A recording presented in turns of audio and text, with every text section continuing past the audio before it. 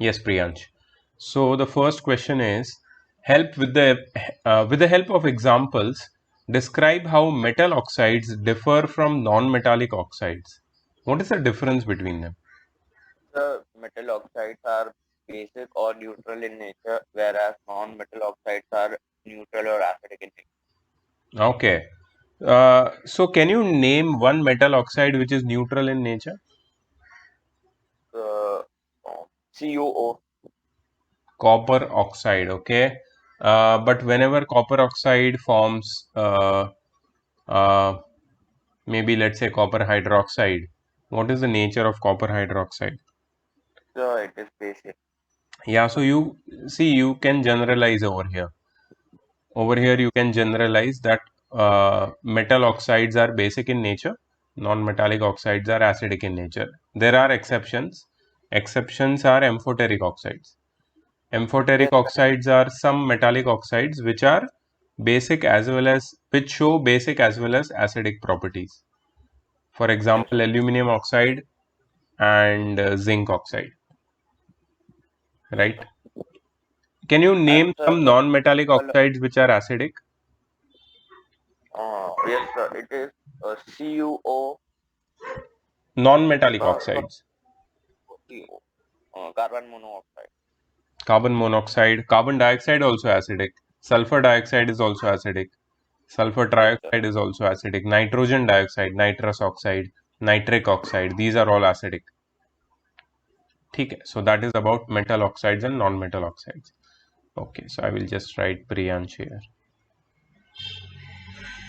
ठीक है, प्रियांश के बाद Kanishka, please on your cam. Kanishka. No, sir. Yeah, Kanishka, which of the following elements would yield an acidic oxide and a basic oxide and a neutral oxide? तो यहाँ पे कुछ elements दिए हैं, उसके ऑक्साइड्स का नेचर बताना है कनिष्का. पहले सोडियम. सोडियम ऑक्साइड बनाएगा तो उसका क्या नेचर होगा? सोडियम क्या है, मेटल है या नॉन मेटल? Sir, metal. तो फिर मेटालिक ऑक्साइड्स हमेशा बेसिक होते हैं, ठीक है. Basic. Yes, sir. तो sodium oxide will be basic. What about sulphur? Sulphur oxide.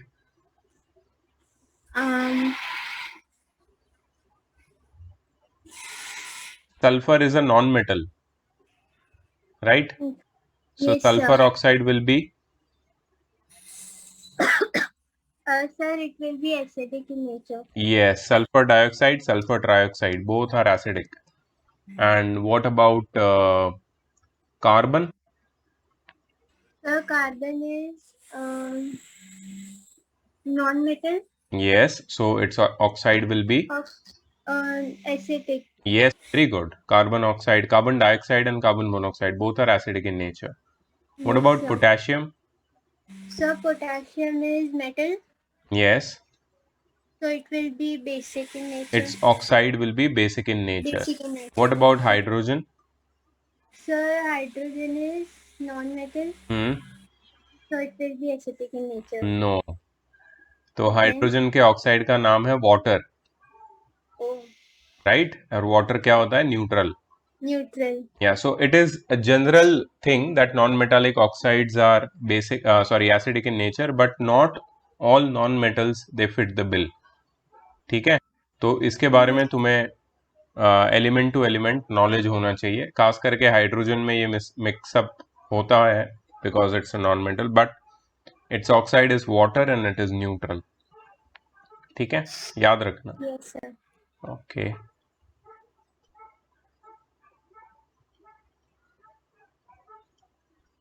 Kanishka का हो गया. अभी next Kaushal. Yes, sir. What are amphoteric oxides?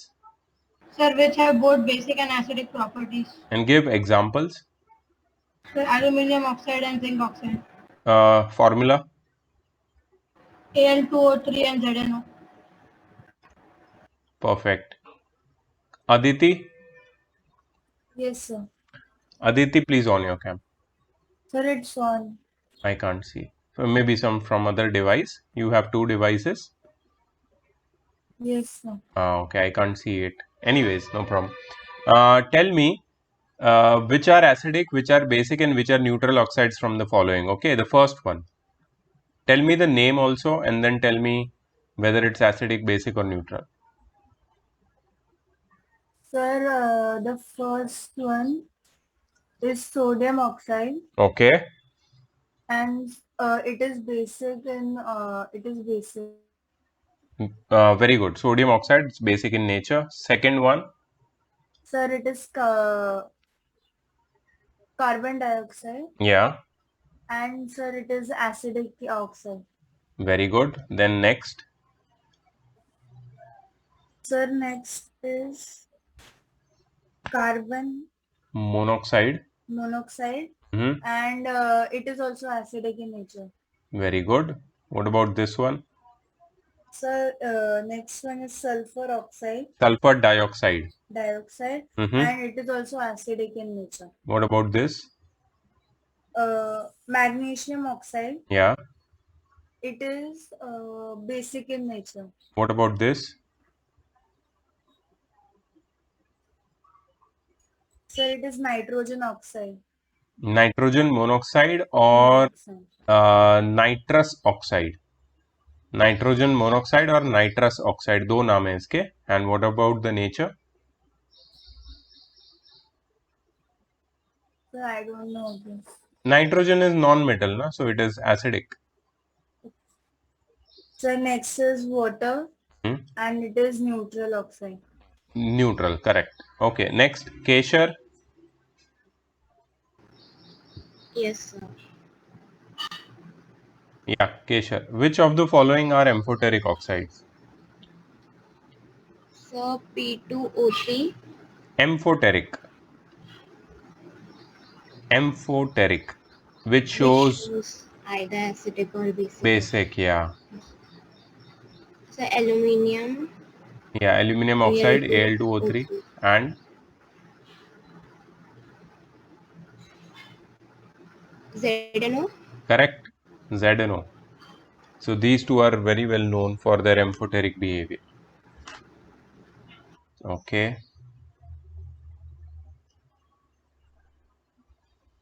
Okay, MCQs आ गए. Chinmay, first one. The elements whose oxides can turn phenolphthalein solution pink. Phenolphthalein solution को pink कौन से oxides बनाते हैं? पहले तो तुम्हें phenolphthalein पता होना चाहिए कि क्या है. What is phenolphthalein, Chinmay? Sir indicator. It's an indicator. उसका ओरिजिनल कलर क्या होता है?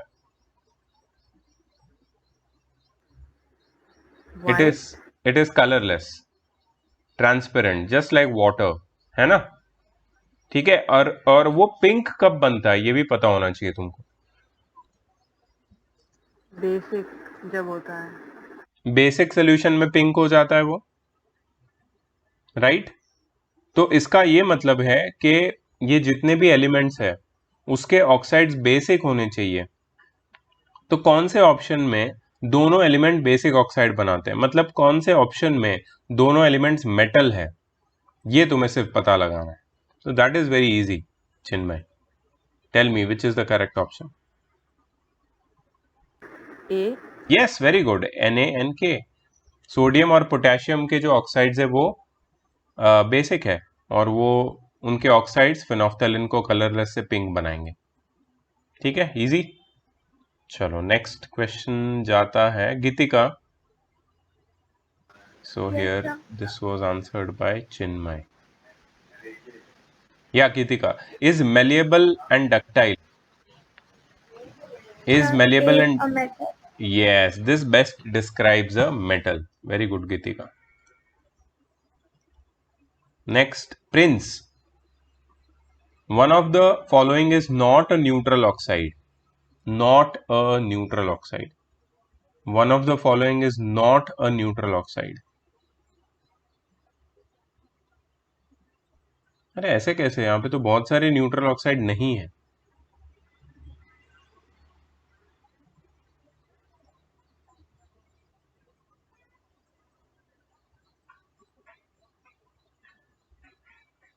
मुझे लग रहा है आंसर डी है.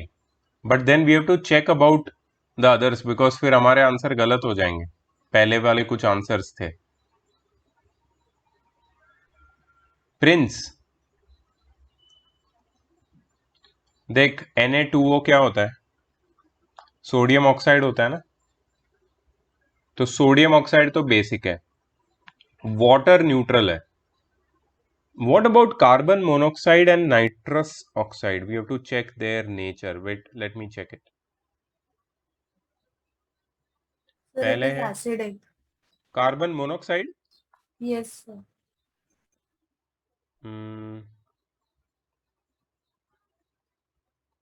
Let me check.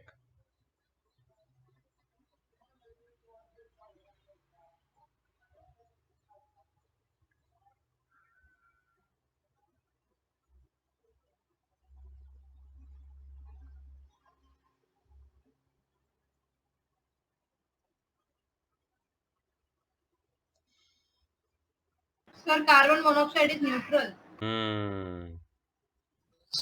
तो अपने जो पहले के रेफरेंसेस थे ना उसमें थोड़ा सा चेंज करना पड़ेगा गाइस, क्योंकि हमने उसको एसिडिक माना है अब तक.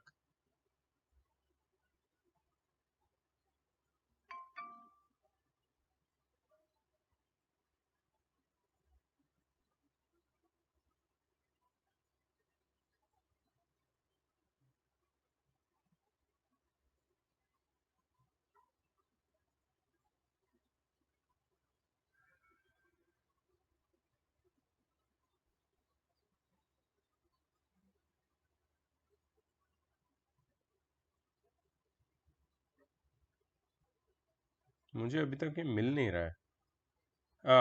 कौशल, how have you confirmed this? तूने कैसे Sir, from the sir Estrand book में है. Carbon monoxide basic sorry neutral है ऐसा Neutral लिखा हुआ? oxide है. Yes, sir. Guys, please And change this. nitrogen oxide also, because they both of them do not have H or OH ion.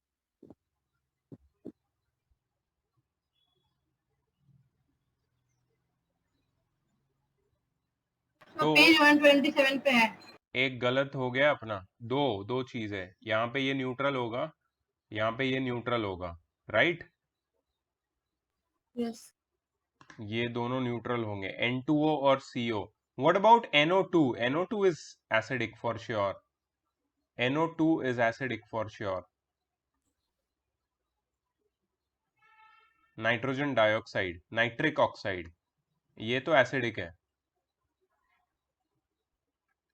ठीक है. सो एक चीज पक्की है यहाँ पे, that carbon monoxide is neutral, water is neutral, and nitrous oxide is also neutral oxide.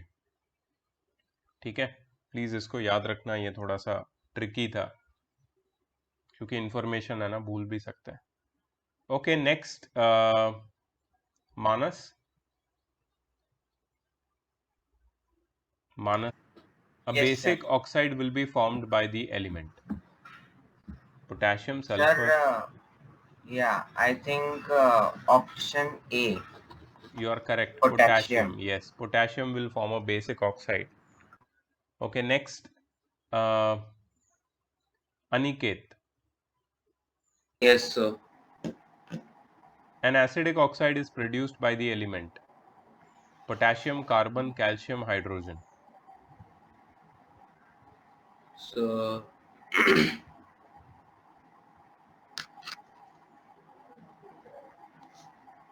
Acidic oxide.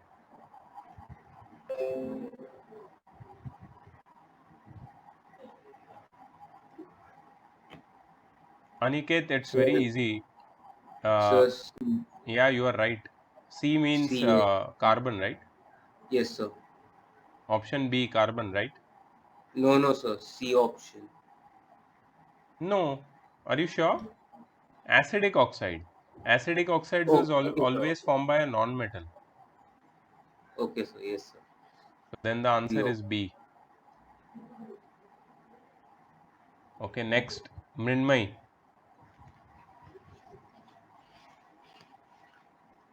Yes, sir. You are given a solution of AgNO3. दो device है क्या? Yes, sir. कोई बात नहीं, ठीक है. You are given a solution of AgNO3. Which of the following do you think cannot displace Ag from AgNO3? Cannot displace. Sir, gold. You are right. C. You are right. Correct. Okay, let's go next. Let's go ahead for the next question. Niharika. Out of aluminium, copper, calcium, tin, most reactive metal is. Reactivity series से ही ये answer मिलेगा. Okay, chat box में calcium correct है. Calcium is the most reactive. Reactivity series में third number पे आता है, बाकी सब उसके नीचे है. The least reactive metal among the following is, and this question is for Parth. Parth, will you be able to answer? Parth? Yes, sir. The least reactive metal among the following is sodium, silver, copper, lead. Least reactive, सबसे कम reactive, सबसे नीचे होना चाहिए reactivity series. the yes, Sir, silver. you are right. Okay, moving on ahead. Whom do we have? Siddhi. Yes, sir. Siddhi, an element X reacts with hydrogen when heated to form a covalent hydride H2X. If H2X has a smell of rotten eggs, the element X is likely to be. कौन सा ऐसा gas है जिसमें hydrogen होता है और जिसमें रॉटन eggs की स्मेल होती है? क्या वो कंपाउंड, क्या वो गैस हाइड्रोजन और कार्बन से बना है, या हाइड्रोजन और सल्फर से बना है, या हाइड्रोजन और क्लोरीन से बना है, या फिर हाइड्रोजन और फॉस्फोरस से बना है? Hydrogen or sulfur? Very good, and the name of the gas is H2S, hydrogen sulfide, which is very popular for its rotten egg smell. H2S. Okay, next. Gauri. Gauri, are you there? Gauri. Yes, sir. Out of the following oxides, amphoteric oxide is.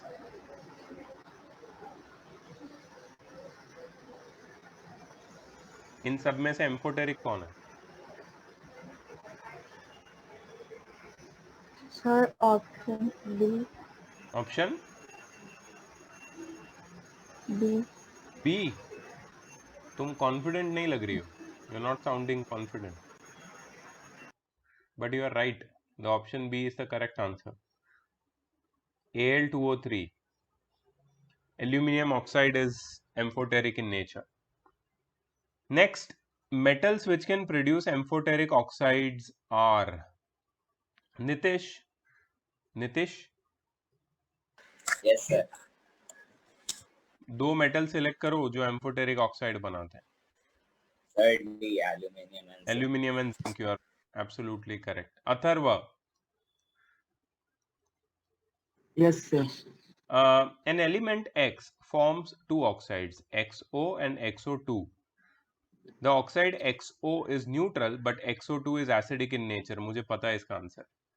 The element X is most likely to be. देखो, एक element है, दो oxides बनाता है, एक neutral oxide और एक acidic oxide. Neutral oxide में एक ऑक्सीजन है, एसिडिक ऑक्साइड में दो ऑक्सीजन है. कौन सा एलिमेंट है ये? तुम्हारे ऑप्शन है sulphur, carbon, calcium, hydrogen.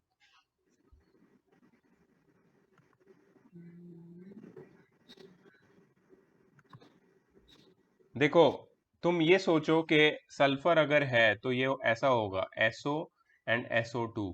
SO तो कभी सुना ही नहीं है मैंने. सल्फर मोनोऑक्साइड ऐसा कुछ होता ही नहीं है, कभी बॉन्ड ऐसा बनता ही नहीं है. So this is not the option. First is the wrong one. What about carbon? Carbon में CO एंड CO2, क्या ऐसे दो एलिमेंट बन सकते हैं? अथर्व, बन सकते हैं? Sorry, Yes, sir. ओके, सो इसमें कार्बन मोनोऑक्साइड का नेचर क्या है? इज इट न्यूट्रल और एसिडिक? अथर्व अभी बताया था शुरुआत में लेक्चर में, ये न्यूट्रल होता है और ये एसिडिक होता है। ना तो कैल्शियम में ऐसा कुछ होता है, कैल्शियम में दोनों बेसिक होते हैं और हाइड्रोजन तो न्यूट्रली ऑक्साइड बनाता है, right? So the only Yes, sir. Correct option which is left with Is us is carbon. Carbon. Okay, Aditya, Aditya, you are next. Aditya, you there? Aditya, I cannot hear you, Aditya. Aditya. Okay, I'll come back to you then. Priyansh, Yes, sir.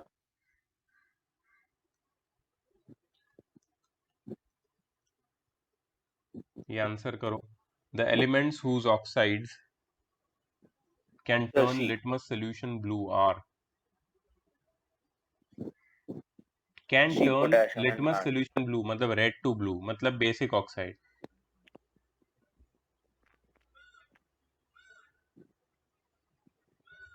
Yes, C.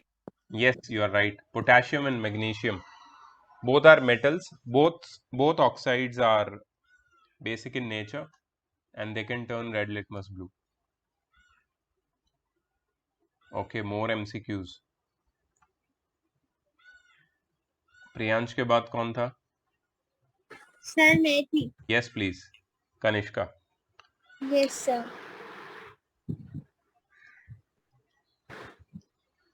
The element whose oxides can turn litmus solution red मतलब blue to red मतलब acidic oxides, किस element के oxides acidic होते हैं? यहाँ पे options है तुम्हारे पास. Lithium, sodium, copper, potassium, carbon and hydrogen, phosphorus and sulphur. So basically non metals होने चाहिए.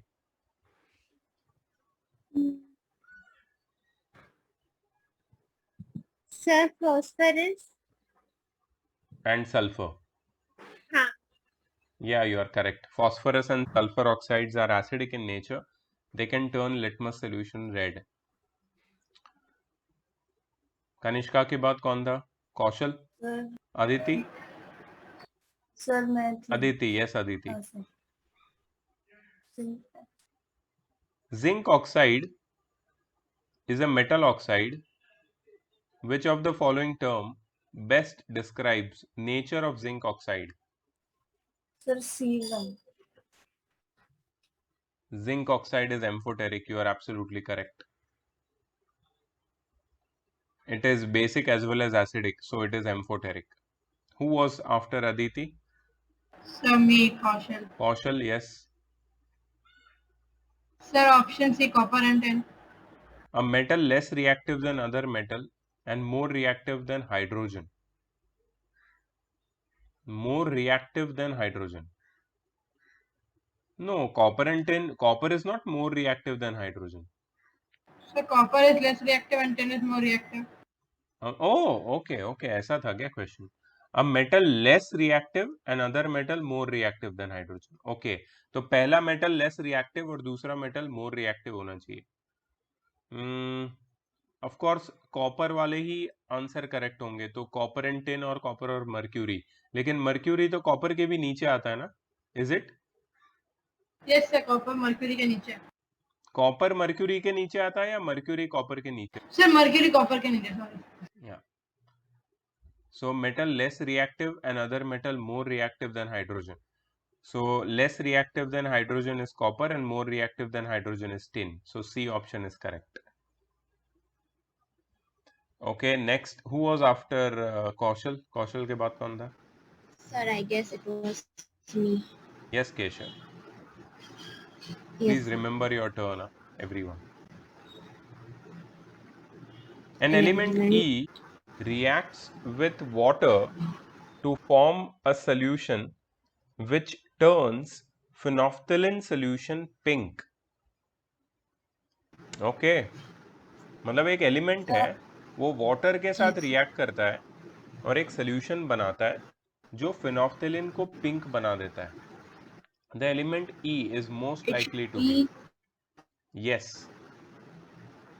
Calcium. Option. you are absolutely correct because calcium oxide is basic in nature. When you dissolve it Yes. in water, it forms a basic solution, mostly alkaline solution. This alkaline solution turns phenolphthalein from colorless to pink. So your answer is correct. Excuse me, sir. Yes, Sir, does silver react with oxygen? silver reacts, silver oxide Ag, no, silver does not. Silver के oxide तो मैंने formula भी नहीं सुना है. AG no no, I don't think.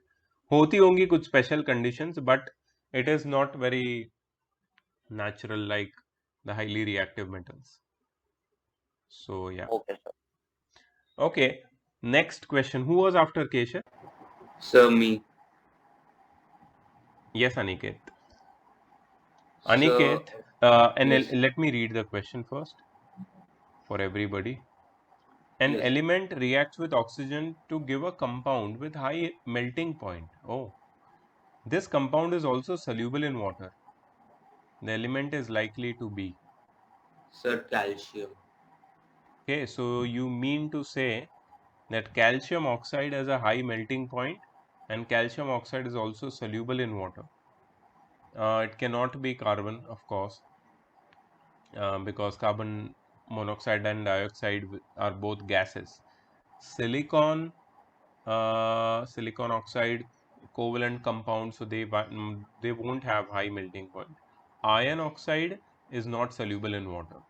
So yeah, even I would like to go with calcium because that is the only option left. Calcium oxide has high melting point. I don't know about its melting point. What is its melting point? Let's find out.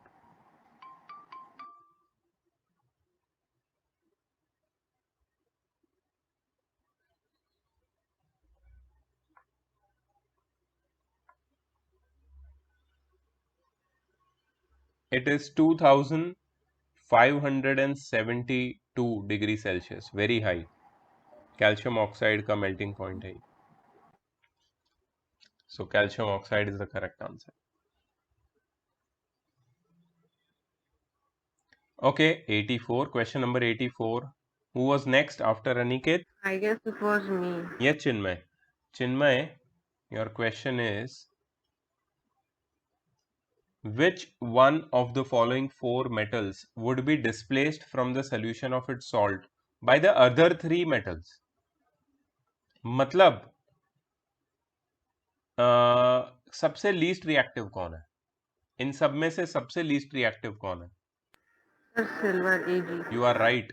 तो थोड़ा सा tricky था ये question, पहले सुनने में अजीब लगता है. Which one of the following four metals would be displaced, मतलब किसका कौन सा मेटल डिस्प्लेस हो जाएगा बाकी तीनों से, मतलब बाकी तीनों से उसकी पोजीशन सबसे नीचे होनी चाहिए, मतलब सबसे कम रिएक्टिव, मतलब सिल्वर. सो थोड़ा ऐसे सोचना पड़ेगा तुमको आंसर सिलेक्ट करने से पहले. चिन्मय के बाद कौन था? Sir, I guess it was me. Mrinmay. Mrinmayi. Okay. But sir, I'm not sure that I am after Chinmay. Okay, I will check. I have written here. Aniket के अरे चिन्मय तो पहले ही था. That's what I Keshar was के बाद thinking. चिन्मय था. चिन्मय के बाद Geetika, Prince, Manas, Aniket, Mrinmayi. Geetika. Yes, sir. An element soft and can be cut with a knife. An element is soft and can be cut with a knife. Sir, D. एक minute कुछ तो problem हो गया. Yeah. It is very reactive and cannot be kept open in air. It reacts vigorously with water. The element is which one? Sodium. Sodium, Na. Correct.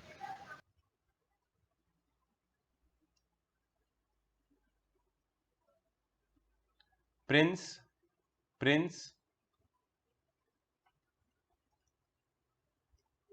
Prince, are you there? Prince Mahatre is not in his seat. Sir, question 85 repeat हुआ. कहाँ पे? अच्छा हाँ, ओ sorry, वो मैंने गलती से डाल दिया.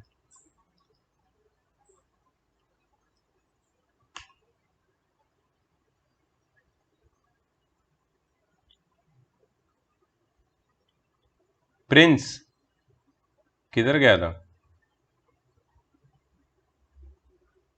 प्रिंस किधर गया था तू? Prince, can you please on your cam?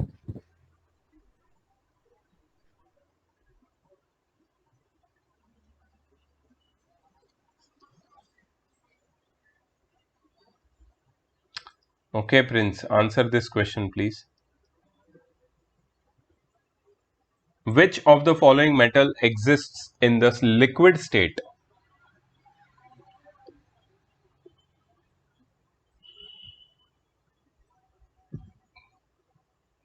Liquid state में तो एक ही मेटल मिलता है यार. कौन सा मेटल है? Sorry, can't hear you clearly.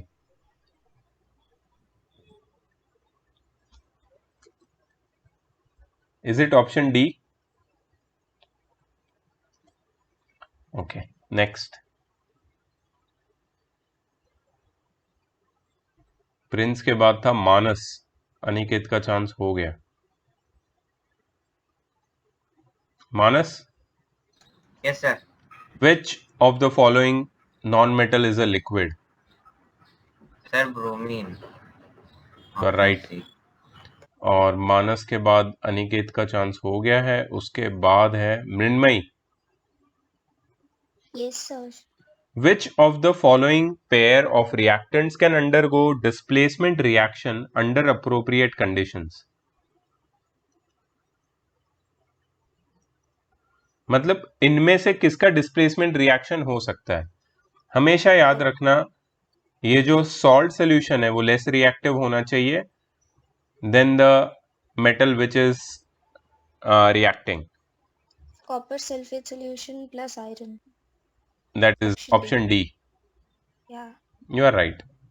Okay. Okay, next हम लोग आ गए केमिकल बॉन्डिंग पे. ये शुरू करने से पहले मैं तुम्हें कुछ थोड़ा सा इंफॉर्मेशन देना चाहता हूं अपनी तरफ से. सो हम लोग दो चीजों के बारे में पढ़ रहे हैं, metals and non metals.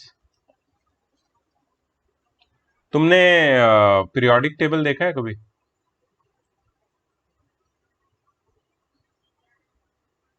Have you seen a periodic table?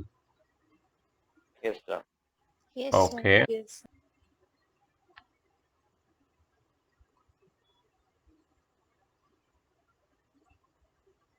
Just a moment.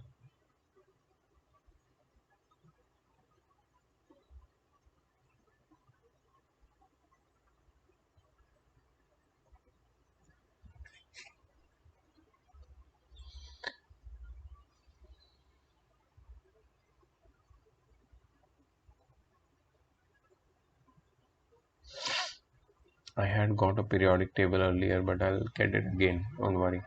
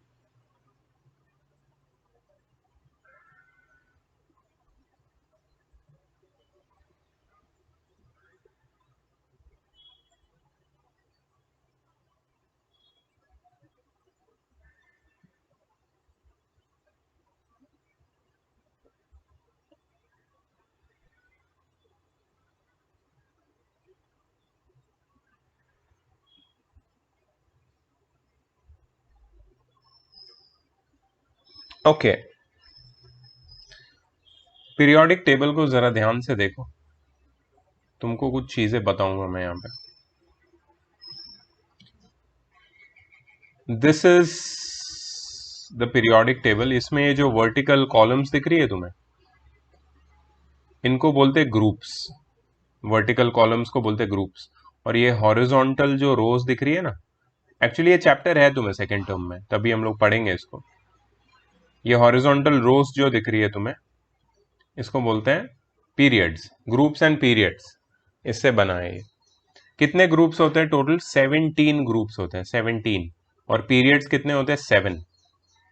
ठीक है, अभी ये सब नहीं पढ़ना है तुम्हें, लेकिन एक चीज समझो कि ये जो पहले दो ग्रुप्स तुम्हें दिख रहे हैं, ये तुम्हारे लिए इंपॉर्टेंट है।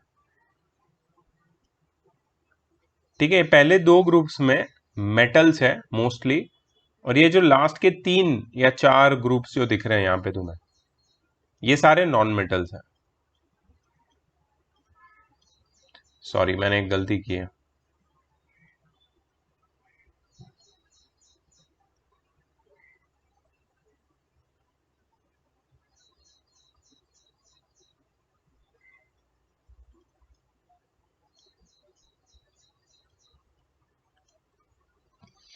ठीक है, और लास्ट तुम्हें ये वाला ग्रुप दिख रहा है, ग्रुप नंबर 18।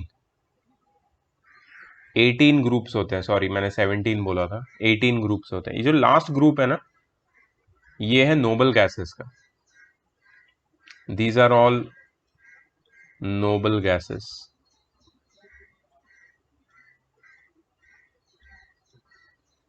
ठीक है, helium, neon, argon, krypton, xenon, radon, and उसके बाद वाला नोबल गैस नहीं है, that is a synthetic artificially made element in laboratory. सिर्फ रेडॉन तक, जेनॉन से, जेनॉन के बाद रेडॉन तक। अच्छा, तो ये इनका क्या, why I am telling you about all this, what is the reason?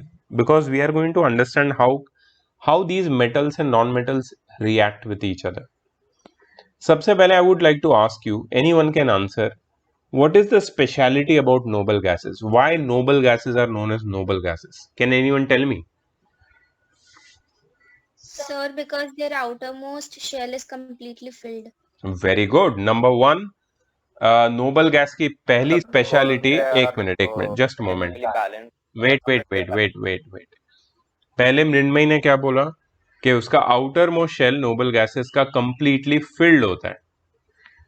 ठीक है, I agree with you Mrinmayi. Mrinmay, can you tell me what do you mean by completely filled outermost shell? Means the outermost shell has 8 electrons in it. Are you sure? Yeah, I am. Your yeah was not very sure. ठीक है, तो हम लोग यहाँ पे एक element बनाएंगे, helium. ठीक है, ये हीलियम की न्यूक्लियस है और उसका एटॉमिक नंबर 2 है, मतलब आउटर मोस्ट शेल में 2 इलेक्ट्रॉन्स होंगे। तुमने कितना बोला था? 8 होंगे। 8 तो नहीं है, तो हीलियम को नोबल गैस नहीं बोल सकते ना। नहीं सर, लाइक उसका जो भी शेल का क्वांटिटी है वो होना चाहिए। शेल का क्वांटिटी है होना, क्या बोल रही है? क्वांटिटी नहीं, like K shell has 2, then L shell has 8 electrons, फिर M shell can have how many electrons? I don't remember. 12 square sir, मतलब लास्ट में। सुनो मेरी बात, सुनो मेरी बात, थोड़ा 9th स्टैंडर्ड का रिवीजन करने की जरूरत है सबको। Yes Priyansh, you were saying something. So I was saying that noble gases are already like their valency is balanced. They are chemically stable. They are chemically unreactive. They are chemically stable. Their outermost shell is completely filled and their valency is 0. ये सारी चीजें correct है। ठीक है, अब हम बात करेंगे outer most shell completely filled का मतलब क्या होता है। देखो, अगर एक ही शेल है, जैसे हीलियम का केस है, एक ही शेल है, तो इसका इलेक्ट्रॉनिक कॉन्फ़िगरेशन होगा 2। लेकिन अगर नियॉन की बात करेंगे तो नियॉन के पास कितने शेल्स होते हैं, पहले वो बना लेते हैं हम लोग। ठीक है, so let's make the number of shells of neon. So neon की एक न्यूक्लियस है छोटी सी, और उसके बाद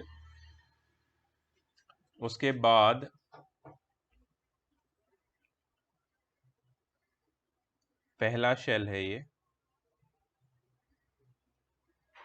ठीक है। उसके बाद दूसरा शेल है ये, ठीक है।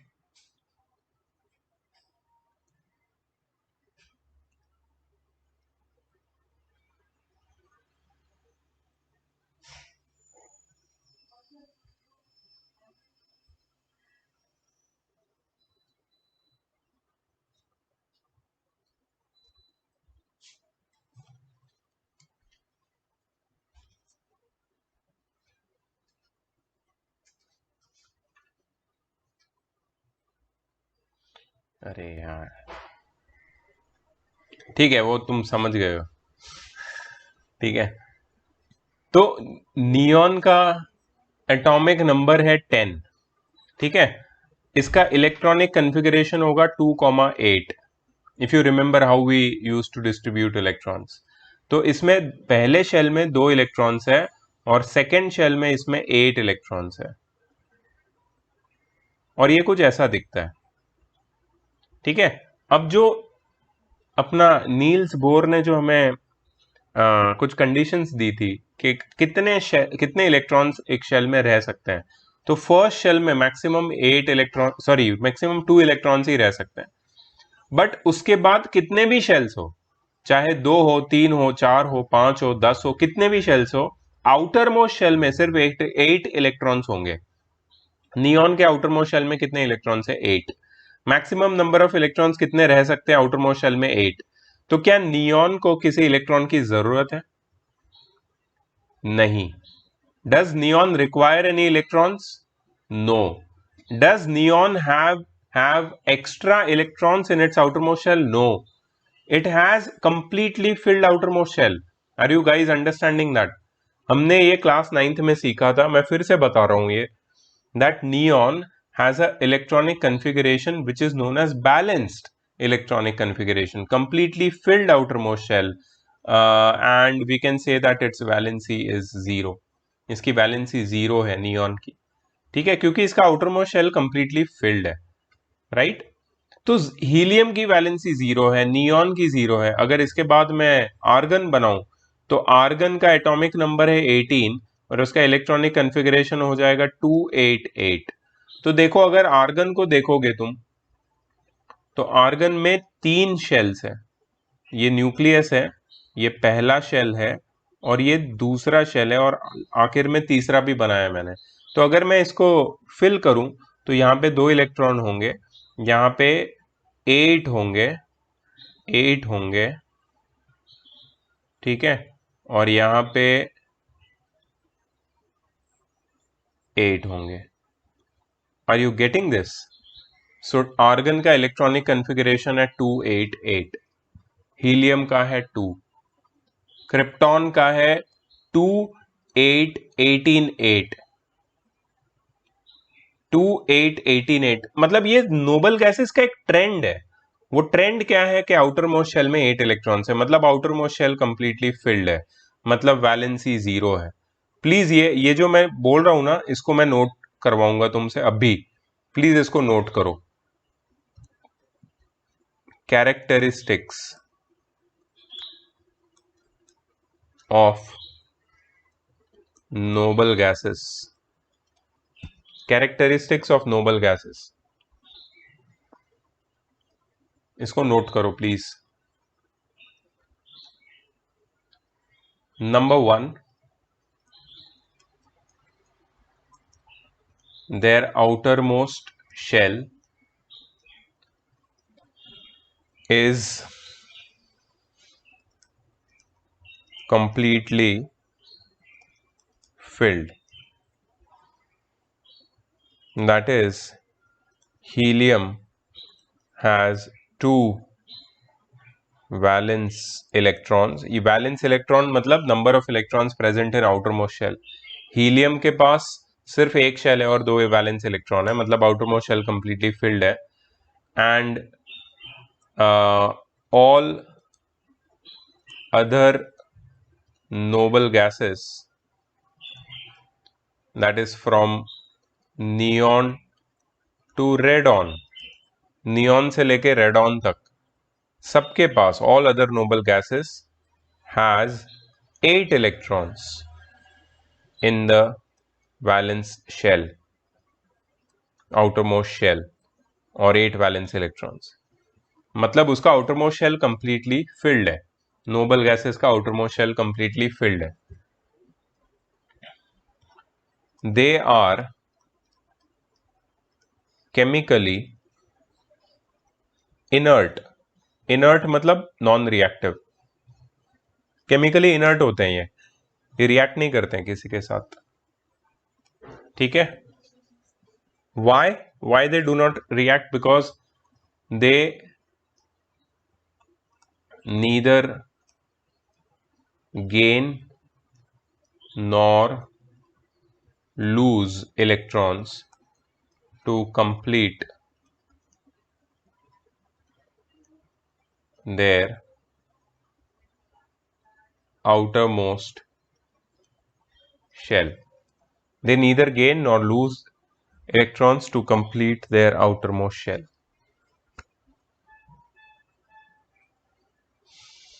They neither gain nor lose electrons to complete their outermost shell.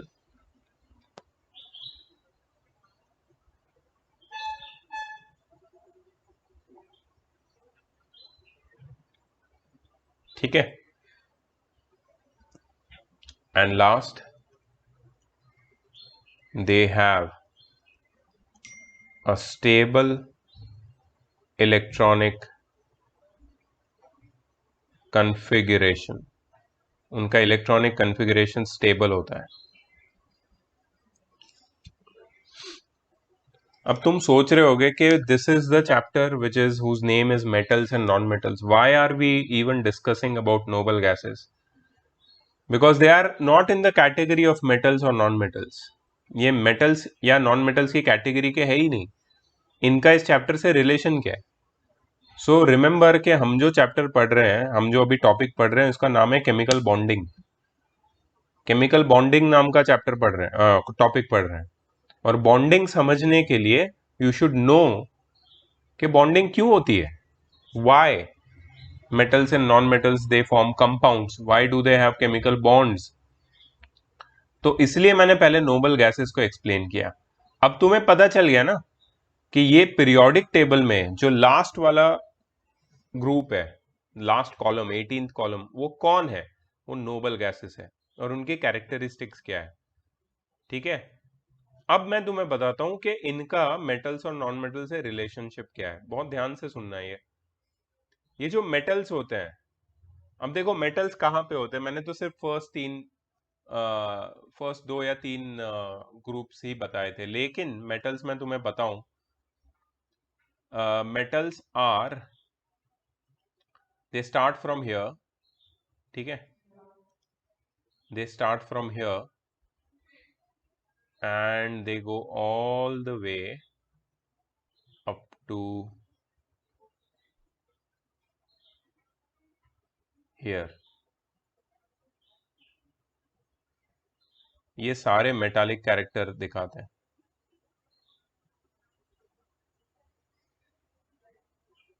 ये जो रेड आउटलाइन बनाई है ना मैंने, do you see the red outline और नॉट? ये सब मेटल्स है. ये सब मेटल्स है. They are all metals. So तुम्हें ये समझना चाहिए कि 118 एलिमेंट्स है हमारे पीरियोडिक टेबल में, उसमें से मेजॉरिटी मेटल्स है. इवन तुम्हें पता है ये भी सारे मेटल्स है, but they are all radioactive. They are all radioactive. इसलिए मैं उनकी बात नहीं कर रहा हूं. I am not talking about that 2 rows at the bottom. They are radioactive. मैं सिर्फ नॉर्मल मेटल्स की बात कर रहा हूं जो मेटल्स की तरह बिहेव करते हैं. ठीक है. So that red outline which I have drawn, I will just keep that red outline for now, and the noble gases red outline. I will remove everything else.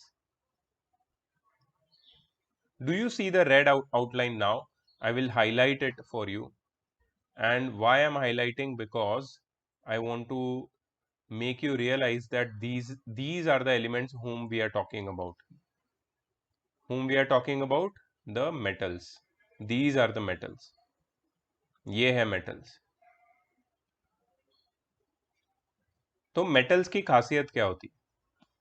मैं अभी सिर्फ केमिकल प्रॉपर्टीज पे बात chemical properties के आगे उसकी combining capacity पे बात कर रहा हूँ, ठीक है? मेटल्स की स्पेशलिटी क्या है? So I am just going to write some speciality about metals. तुम भी लिख सकते हो, ये लिख सकते हो, नहीं लिखना है. Metals.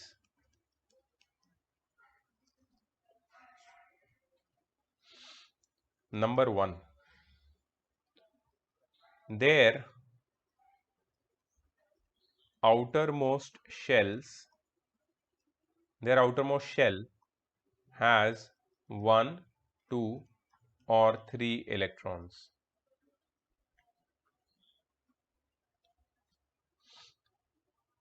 Their outermost shell has 1, 2 or 3 electrons.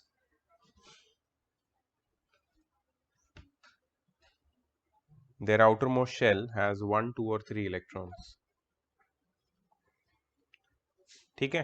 अब ये 1, 2 या 3 इलेक्ट्रॉन के साथ ये क्या करना चाहते हैं? What do they want to do with it?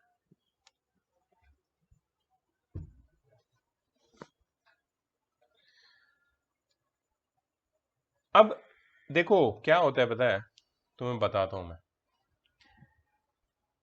तुम्हारे क्लास में एक स्टूडेंट है, लड़का है लड़की कोई भी हो सकता है.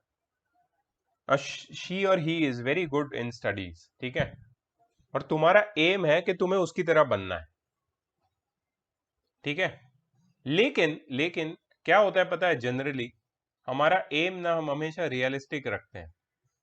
सो हो सकता है तुम्हारा दोस्त या तुम्हारी दोस्त हो कोई, तुम्हारे 80% आते हैं, उसके 85% आते हैं, ठीक है?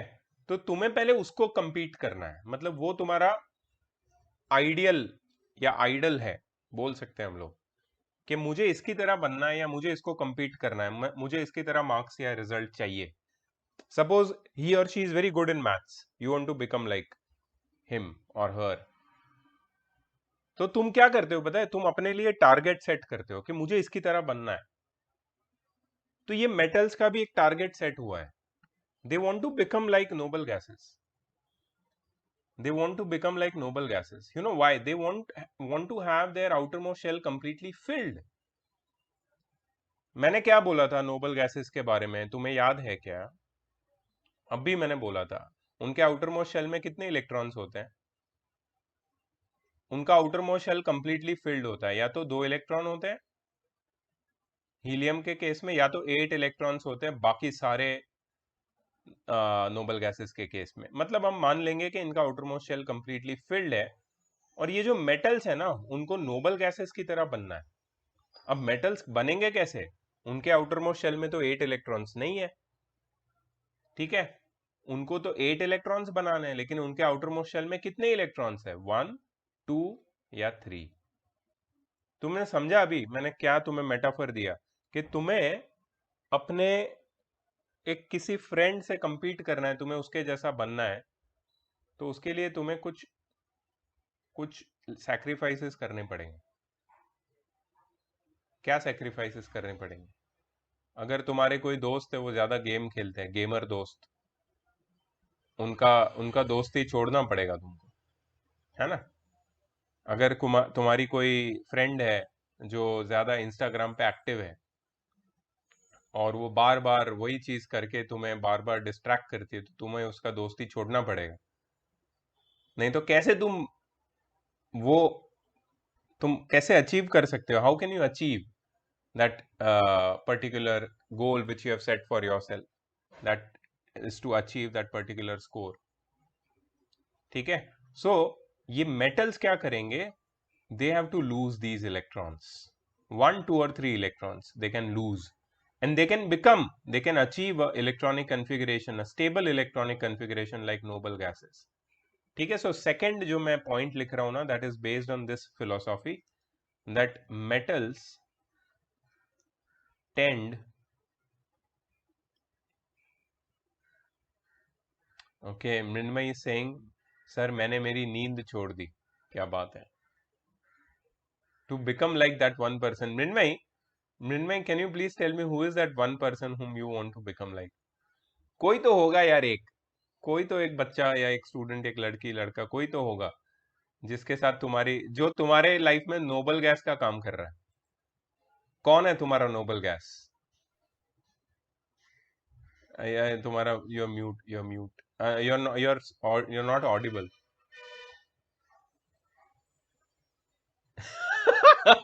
I got one very amazing reply from Parth. Parth says, I want to become like Mrinmay. तो पार्थ के लिए मृण्मय नोबल गैस है. मृण्मय, you are Parth's noble gas. Sir, actually, I want to become like कौशल, क्योंकि वो मुझे मैथ्स के लिए बहुत चिढ़ाता है. वाह, मृण्मय का नोबल गैस कौशल है. कौशल, तुम्हारा नोबल गैस कौन है? सर आप. अरे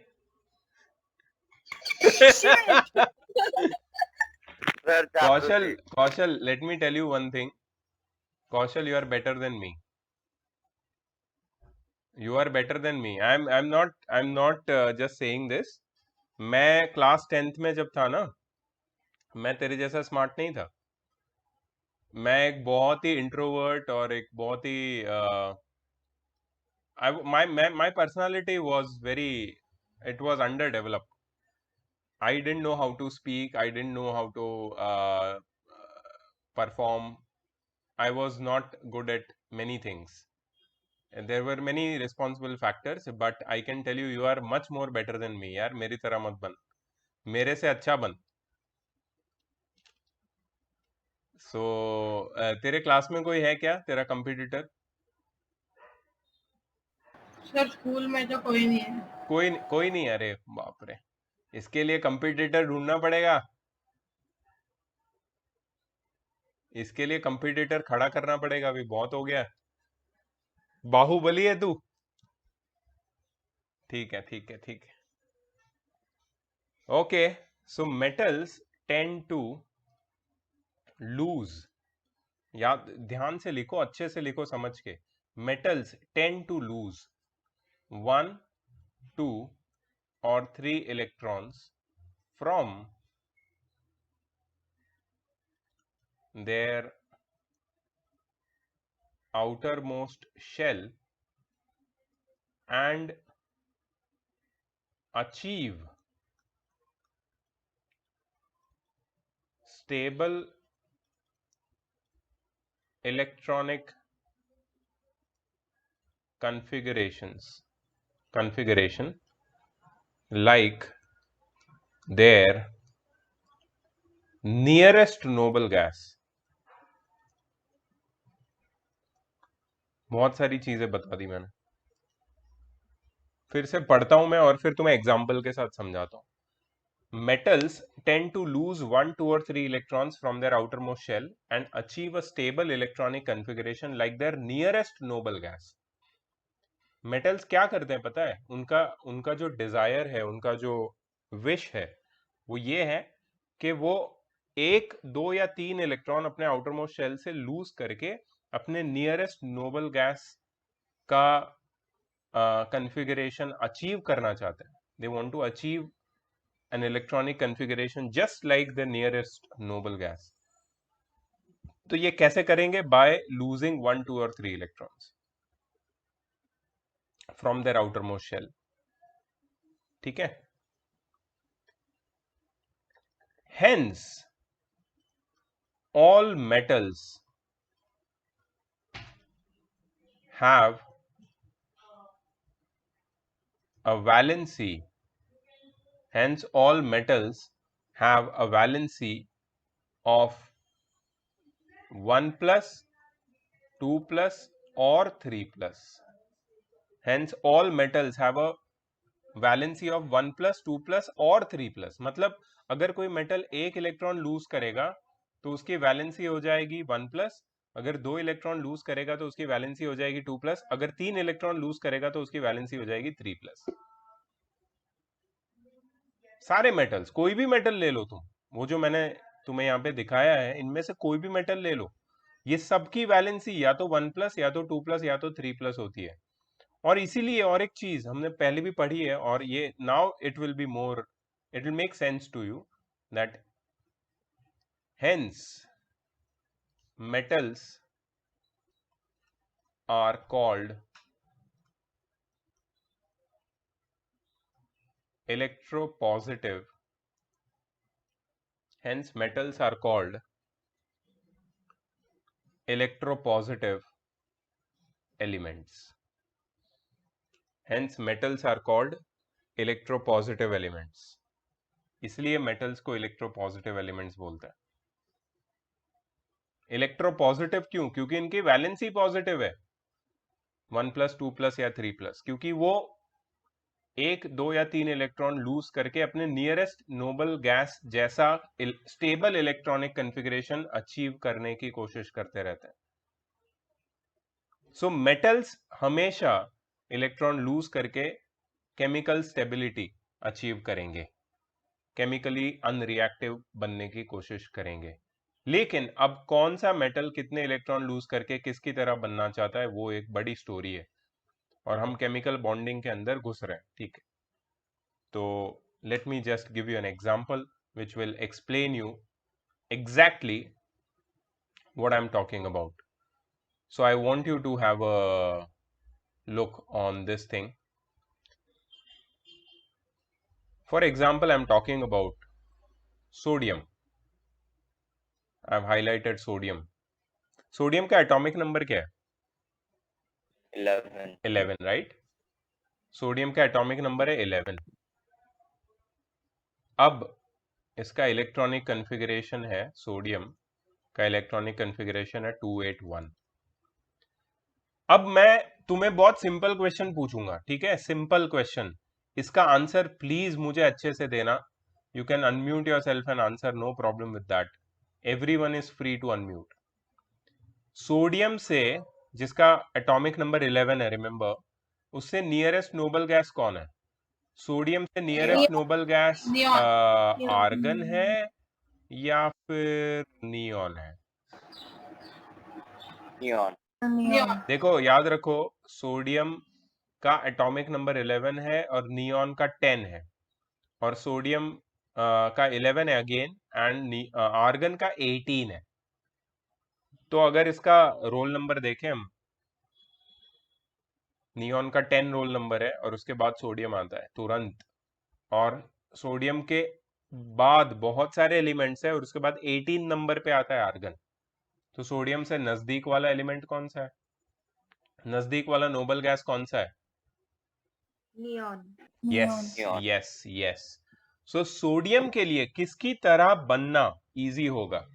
सोडियम के पास दो ऑप्शन है, देखो सुनो मेरी बात, सोडियम के पास दो ऑप्शन है, थोड़ा सोच के बताना, ठीक है। तुम्हारा आंसर भले करेक्ट हो, लेकिन सोचने में कुछ नहीं जाता। सोडियम के पास दो ऑप्शन है, sodium can become like neon, जिसका इलेक्ट्रॉनिक कॉन्फ़िगरेशन है 2,8, और it can become like argon, जिसका इलेक्ट्रॉनिक कॉन्फ़िगरेशन है 2,8,8। तो सोडियम के लिए किसकी तरह बनना इजी होगा? नियॉन की तरह या आर्गन की तरह?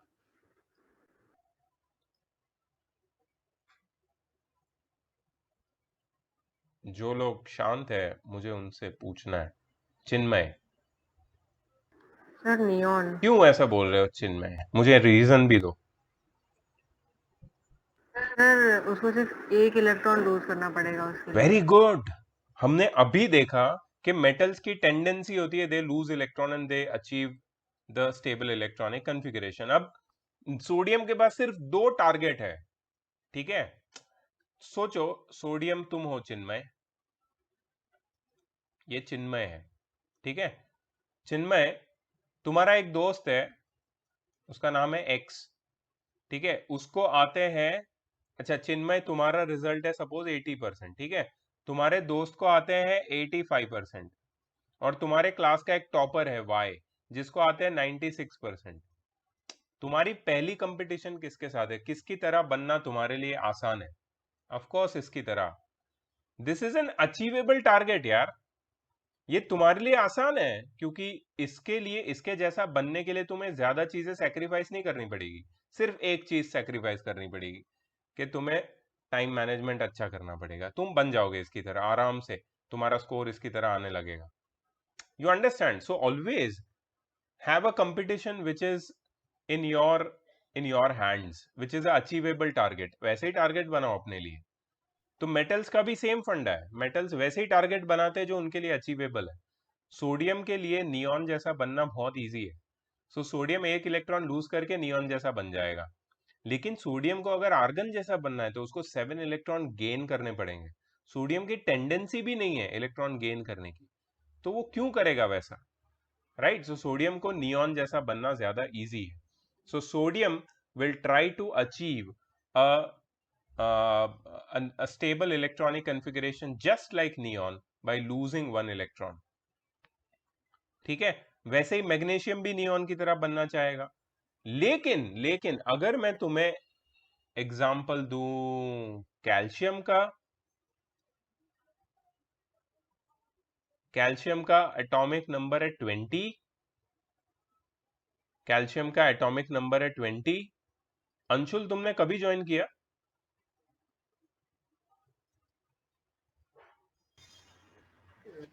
सर ये 11:40 को। क्यों बेटा, इतना लेट क्यों हुआ? सर वो नेटवर्क कनेक्शन इशू हो रहा था आज। ठीक है, ओके, मैं रिकॉर्ड कर रहा हूं, अगर कुछ इश्यू है तो बाद में देख लेना, ठीक है? ओके, गौरी, गौरी कैल्शियम का एटॉमिक नंबर 20 है, ठीक है? तो मेरे को बताओ ना, कैल्शियम का इलेक्ट्रॉनिक कॉन्फ़िगरेशन क्या होगा? 2,8, हम्म 8, हम्म कॉमा 2 सही है 2, ना? yes, 2882 हाँ, करेक्ट। yes, अब देखो, yes, अब देखो कैल्शियम की पोजीशन देखो, और कैल्शियम से नियरेस्ट नोबल गैस में तुम्हें 2 ऑप्शन देता हूँ, 3 ऑप्शन देता हूँ, चलो। एक है नियॉन, एक है आर्गन और एक है क्रिप्टॉन, ठीक है? एक है नियॉन जिसका इलेक्ट्रॉनिक कॉन्फ़िगरेशन है 2,8, एक है आर्गन, सारे नोबल गैस है, 288, और एक है क्रिप्टॉन 28188। बताओ किसकी तरह उसके लिए बनना आसान होगा? argon, of course argon, of course argon, इसमें तो कोई सवाल ही नहीं है यार। कैल्शियम कैसे आर्गन बनेगा ये भी बताओ। वो 2 electrons lose करेगा। Correct, it will lose 2 electrons from its outermost shell and it will become like argon। देखा तुमने? तो तुम कोई भी रैंडम एलिमेंट उठा लो यहां से, ये मेटल्स के सेक्शन से, they will all try to achieve the electronic configuration like their nearest noble gas.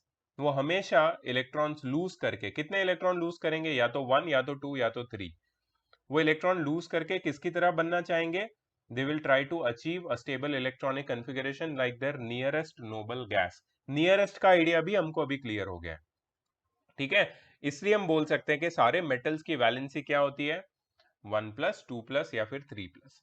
Metals का टेंडेंसी क्या होता है? To lose electrons. Tendency is to lose electron, nothing else. They just want to lose electron and they want to become they want to achieve stable electronic configuration like their nearest noble gases, and because they want to lose electron, they are also known as electropositive elements। इनका नाम क्या है? Electropositive elements इनको बोला जाता है collectively. पूरी story समझ में आई मेटल्स की? हम मेटल्स एंड नॉन मेटल्स पढ़ रहे हैं ना चैप्टर, तो तुम्हें मेटल्स के बारे में ये सब नॉलेज होना चाहिए। मेटल्स बॉन्डिंग कैसे करते हैं, केमिकल बॉन्ड कैसे बनाते हैं, ये पता होना चाहिए। Yes Priyansh. So I wanted to ask that then iron should iron should be iron should also follow this method only. It follows, it follows। Sir, but its valence is not so big. It is, it has a variable valency। let me give you idea about that also, why it has a variable valency. So एक समझो एक चीज, ये है तुम्हारा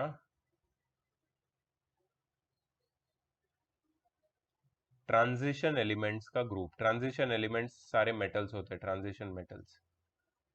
ये जो transition metals है ना, इसके दो आउटर मोस्ट शेल इनकम्प्लीट होते हैं। They have to incomplete outer most shells, जिसको मैंने अभी शेड किया। इसमें तुम्हारा iron, gold, silver, mercury, copper, manganese, manganese, cobalt, nickel, zinc सब आ जाते हैं, सब। और ये सबके दो आउटर मोस्ट शेल इनकम्प्लीट है। तो ये वेरिएबल वैलेंसी दिखाते हैं, लेकिन इनकी भी टेंडेंसी यही रहती है कि इलेक्ट्रॉन लूज करेंगे। एक मिनट दे दो, समझ में आया प्रियांश मैंने क्या बोला? कि ये जो बीच वाला मैंने जो जिगजैग किया है ना, जहां पे ये सारे ट्रांजिशन एलिमेंट्स, ये सब मेटल्स है, इनकी वेरिएबल वैलेंसी होती है बिकॉज इनके दो आउटर मोस्ट शेल इनकम्प्लीट होते हैं। So they can lose electrons in two ways, they can lose electron in two different ways and they can complete their electronic configuration. ठीक है?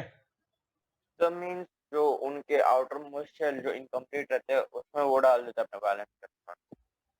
उनके जो दो आउटर मोस्ट शेल इनकम्प्लीट होते हैं ना, they can make it complete by losing electrons in two different ways. So you will study this in class 11th and 12th about transition elements. अभी तो हमें सिर्फ जो हमारे नॉर्मल मेटल्स है उसके ऊपर, मतलब ग्रुप 1 और 2, उसी के ऊपर फोकस करना है। ठीक है? Yes sir. Okay okay. So metals का अभी तुम्हें काफी आइडिया आ गया है, क्या है मेटल की टेंडेंसी, ये भी हमें समझ में आ गई है।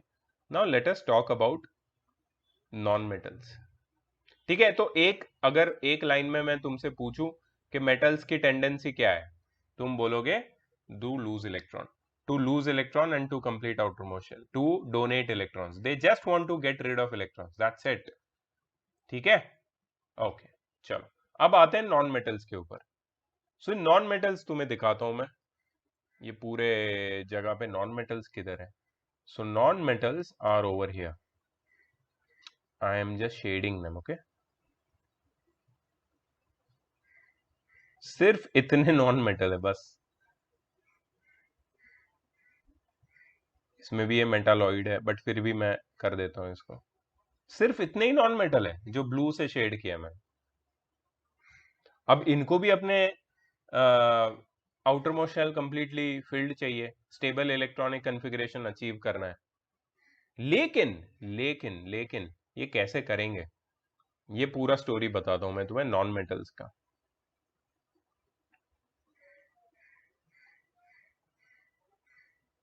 सुनो ध्यान से, लिख लो इसको, non metals. Number 1, their outermost shell has 4, 5 4, 5, 6 और 7 इलेक्ट्रॉन्स। मतलब इनके वैलेंस इलेक्ट्रॉन कितने? 4, 5, 6 और 7। मेटल्स में कितने थे? 1, 2 और 3। नॉन मेटल्स में कितने हैं? 4, 5, 6 और 7। 4, 5, 6 और 7 इलेक्ट्रॉन्स होते हैं इनके outermost shell. Their outermost shell has 4, 5, 6 और 7 electrons. Number 2, मेटल्स में क्या लिखा था? सीधा कंपेयर ही कर लेते हैं ना। मेटल्स में लिखा था they tend to lose, है ना? यहाँ पे हम लोग लिखेंगे, just a moment,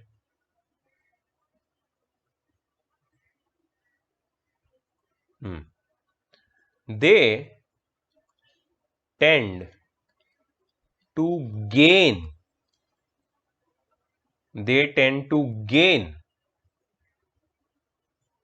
1, 2 और 3 electrons or 3 electrons, or sometimes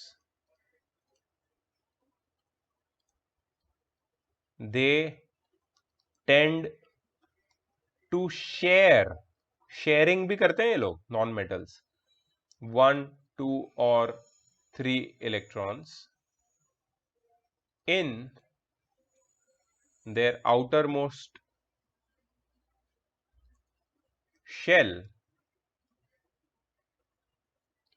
to achieve का स्पेलिंग गलत,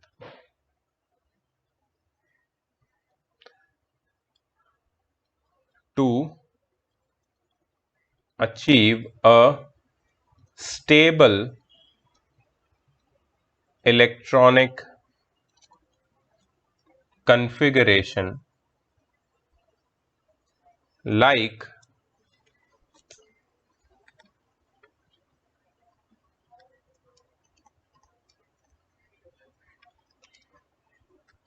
their nearest noble gas. They tend to gain 1, 2 or 3 electrons, or sometimes they tend to share 1, 2 और शेव दिख रहा है, शेयर है ये,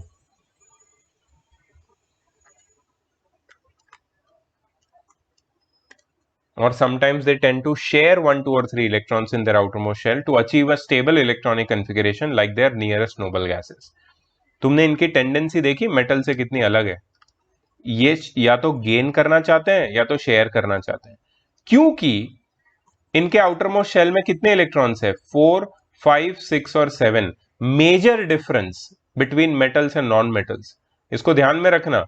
मेटल्स के पास एक्स्ट्रा इलेक्ट्रॉन्स होते हैं, metals have excess or extra electrons. हमेशा याद रखना मेटल्स के पास एक्स्ट्रा इलेक्ट्रॉन होते हैं, जिसके पास जो चीज एक्स्ट्रा है ना उसको वो नहीं चाहिए. ठीक है, मेरे पास 2 टीवी है, मुझे नहीं चाहिए 2 टीवी, मुझे एक ही चाहिए, तो मैं एक टीवी क्या करूंगा, डोनेट कर दूंगा ना. समझ में आया यार, एक्स्ट्रा चीजें हम डोनेट करना चाहते हैं बिकॉज हमारे पास जगह भी नहीं है रखने की. हमको मेंटल पीस चाहिए. 2 टीवी रखूंगा, फिर दोनों एक खराब होगा, फिर किसी को बुलाओ, एक्सपेंस करो उसके पीछे रिपेयर करने के लिए, उससे अच्छा डोनेट कर दो. मेरा प्रॉब्लम नहीं है, वो मेरा हेडेक नहीं है. तो जिसके पास भी एक्स्ट्रा है वो डोनेट करना चाहता है.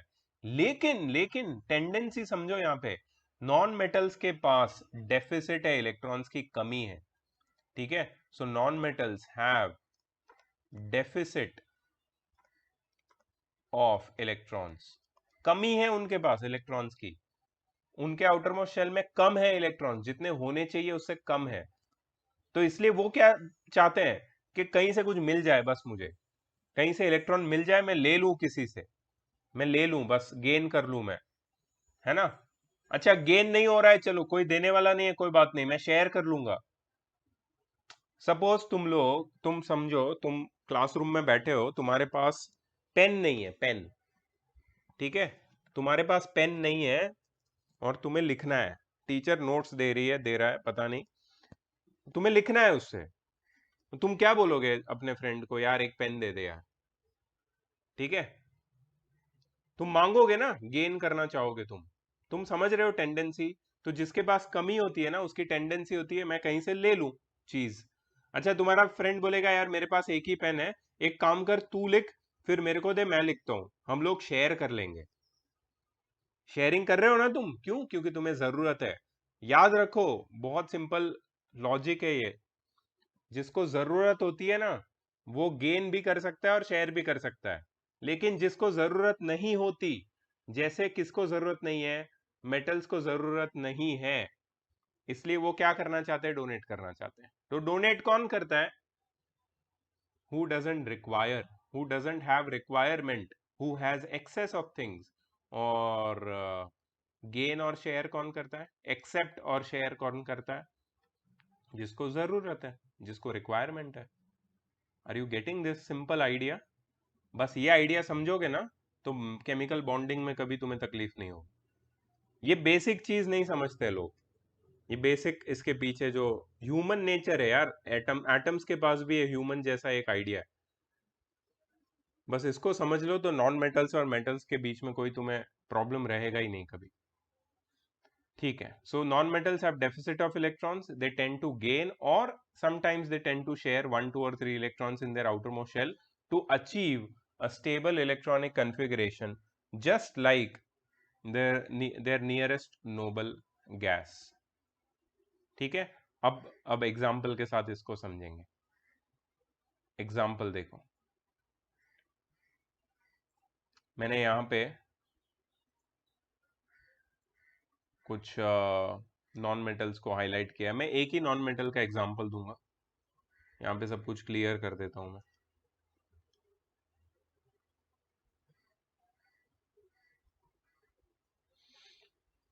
So I'm giving you an example of chlorine. Can you tell me what is atomic number of chlorine? 17. 17. What is the electronic configuration of chlorine? 287. 7. 287. Very good. अच्छा, क्लोरीन अपने नियरेस्ट नोबल गैस की तरह बनना चाहता है। मेरे पास 3 option है, neon, argon, krypton. उससे नियरेस्ट नोबल गैस कौन सा है? Argon. आर्गन। इसका आर्गन का इलेक्ट्रॉनिक कन्फिगरेशन क्या है? 288. Very good. तो क्लोरीन को आर्गन की तरह बनना है, कैसे बनेगा? Gaining 1 electron. By gaining Gaining 1 one electron in its outermost shell और by sharing 1 electron in its outermost shell। वो गेन भी कर सकता है, शेयर भी कर सकता है। किसी भी तरीके से आउटरमोस्ट शेल में एक इलेक्ट्रॉन अगर बढ़ जाता है तो chlorine stable electronic configuration achieve कर लेगा just like argon, and it will become chemically unreactive. समझ में आया तुमको? आर यू गेटिंग दिस और are you not getting this? Okay great. अब देखो ये ऑक्सीजन, ऑक्सीजन का एटॉमिक नंबर है 8, तो इसका इलेक्ट्रॉनिक कन्फिगरेशन क्या होगा? 2,6. है ना? तो ऑक्सीजन किसकी तरह बनना चाहेगा? नियॉन की तरह, आर्गन की तरह या हीलियम की तरह? नियॉन। Neon. हाँ, नियॉन का इलेक्ट्रॉनिक कन्फिगरेशन है 2,8, तो ऑक्सीजन के पास इजी है ना ऑप्शन। ऑक्सीजन क्या करना चाहेगा? Oxygen would just like Gain to 2 electrons. Gain 2 electrons and become like neon. अभी तुम्हें समझ में आई टेंडेंसी कैसे काम करती है टेंडेंसी? ओके ग्रेट, चलो बहुत अच्छी बात है। एक लास्ट पॉइंट लिख लेते हैं नॉन मेटल्स में, and then will directly take few examples and understand bonding. मैंने डीएवी वालों को जब मैंने ये रिवीजन करवाया था ना एग्जाम से पहले, तुम्हारी याद है? तब मैंने बोला था कि बॉन्डिंग में बताऊंगा तुमको आराम से, यही सब बताने वाला था मैं, यही सब बताने वाला था, मतलब you have not missed anything. ठीक है, और ये बताने के लिए टाइम चाहिए, फुर्सत चाहिए, फुर्सत। एनीवेज, ये तो मेटल्स है, sorry non metals. Non metals में एक और पॉइंट, 2 और point. Non metals, please note it down, have a valency of 1 minus, 2 minus और 3 माइनस। ठीक है, माइनस क्यों लगाया? क्योंकि इलेक्ट्रॉन गेन करता है, इसलिए इनकी वैलेंसी माइनस होती है। जो इलेक्ट्रॉन लूज करते हैं, इलेक्ट्रॉन खुद नेगेटिव होता है, जो भी एलिमेंट्स इलेक्ट्रॉन लूज करते हैं उनकी वैलेंसी पॉजिटिव होती है, और जो भी एलिमेंट्स इलेक्ट्रॉन गेन करते हैं उनकी वैलेंसी नेगेटिव हो जाती है। And fourth point is non-metals are called electronegative elements। क्या बोलते हैं हम उनको? इलेक्ट्रोनेगेटिव एलिमेंट्स बोलते हैं। क्यों? क्योंकि ये इलेक्ट्रॉन गेन करके स्टेबल इलेक्ट्रॉनिक कन्फिगरेशन अचीव करते हैं, इसके लिए इनकी टेंडेंसी है। ठीक है, अब तुम्हें सब कुछ पता चल गया मेटल्स और नॉन मेटल्स कैसे रिएक्ट करते हैं उसके बारे में. So now let's talk about the bonding. तो याद रखना केमिकल बॉन्डिंग दो टाइप की होती है. तुम्हें दो टाइप की पढ़नी है अभी. पहला है इलेक्ट्रोवैलेंट या फिर आयोनिक बॉन्ड. इलेक्ट्रोवैलेंट या फिर आयोनिक बॉन्ड. दूसरा है कोवैलेंट बॉन्ड. लिखो, प्लीज लिखो ये. The first type of bond is electrovalent or ionic bond. The second type of bond is covalent bond. ये बॉन्ड होता क्या है? केमिकल बॉन्ड होता क्या है? जब दो या दो से ज्यादा एलिमेंट एक दूसरे के साथ केमिकली रिएक्ट करके एक मॉलिक्यूल बनाते हैं और एक साथ रहते हैं, उसको बोलते हैं केमिकल बॉन्ड. तुमने बॉन्ड देखे हैं बहुत सारे केमिकल बॉन्ड अभी तक. Carbon dioxide, water, hydrogen chloride, NaCl sodium chloride, sulphuric acid. ये सब क्या है? ये केमिकल कंपाउंड्स है. कैसे बनते हैं? बॉन्डिंग से ही बनते हैं. ठीक है, अब मैं तुम्हें इनका डिफरेंस बताता हूं. इलेक्ट्रोवैलेंट और कोवैलेंट के बीच का difference. Number one difference, electrovalent bond किसके बीच में बनता है? मेटल्स. एक मिनट, ऐसे नहीं लिखना है मुझे, स्टेटमेंट में लिखूंगा. It is formed between a metal and a non-metal. ठीक है, it is formed between a metal and a non-metal. Covalent bond,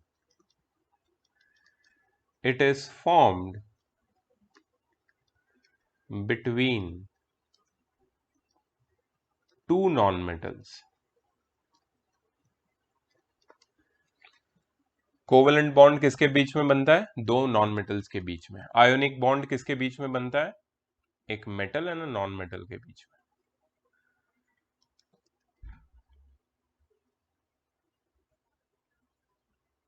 ठीक है. Electrovalent bond, it is formed by mutual losing and gaining of electrons. ये एक metal और non metal के बीच में तब बनता है आयोनिक बॉन्ड जब मेटल इलेक्ट्रॉन लूज करता है और नॉन मेटल इलेक्ट्रॉन गेन करता है. Covalent bond, it is formed between two non-metals by mutual sharing of electrons. क्या होता है यहाँ पे? शेयरिंग होती है ना तब, जब इलेक्ट्रॉन्स की दो नॉन मेटल्स के बीच में, तब कोवेलेंट बॉन्ड बनता है. और जब इलेक्ट्रॉन गेन और लूज होते हैं तब इलेक्ट्रोवैलेंट या आयोनिक बॉन्ड बनता है.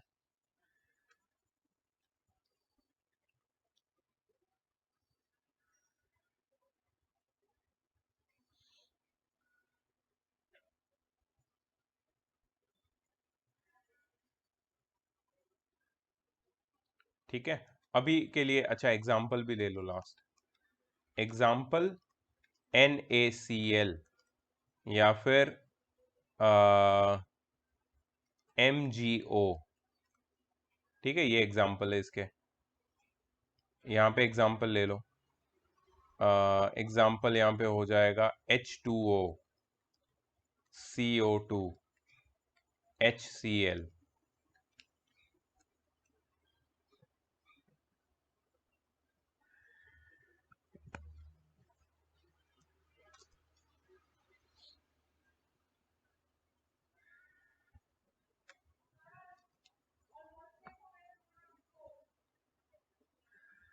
Okay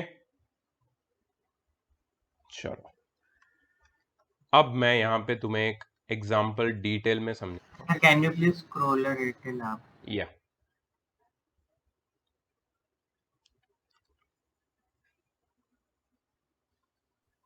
Sir, yes Yesterday we had a school meeting.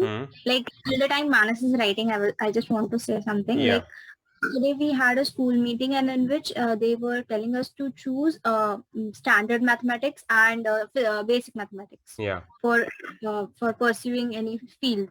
So I just wanted to have a talk with you regarding that. I am because, telling everyone choose standard.